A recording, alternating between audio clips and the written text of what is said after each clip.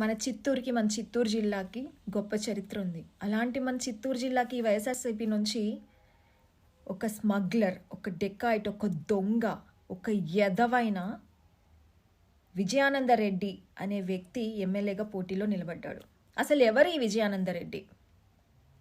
సామాన్య క్లీనర్గా పనిచేస్తూ గ్రానైట్ అక్రమంగా తరలిస్తూ, ఎర్రచందనం స్మగ్లింగ్ చేస్తూ, పేదవాళ్ళ భూములన్నిటినీ కబ్జాలు చేస్తూ కోట్లు సంపాదించాడు. ఇతగాడిపైన 48కి పైగా కేసులు ఉన్నాయి.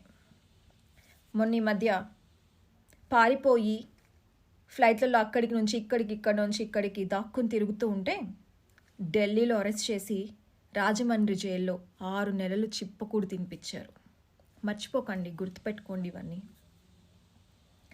కరోనా సమయంలో నేను ఇంత చేశాను, పేదవాళ్ళకి సేవ చేశాను, అంత చేశానని డప్పు కొట్టుకుంటూ ఉంటాడు. యాక్చువల్గా నిజానికి ఇతను చేసింది కల్తీ మద్యం ఏరులై పారించారు. ఒక్క చిత్తూరులోనే కాదు, రాష్ట్రం మొత్తం. కేంద్రంలోనూ రాష్ట్రంలోనూ ఏవైనా ఆటల పోటీలు జరిగితే ఇతగాడి పేరేసుకొని టామ్ కొట్టుకుంటూ ఉంటాడు.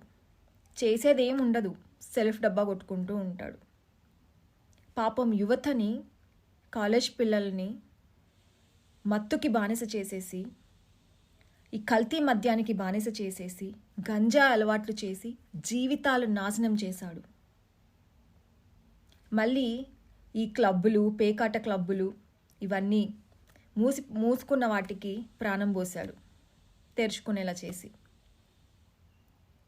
నిషేధంలో ఉన్న లాటరీ టికెట్ వ్యాపారం కూడా చేయిస్తున్నాడు ఇతని అనుచరులను పెట్టి.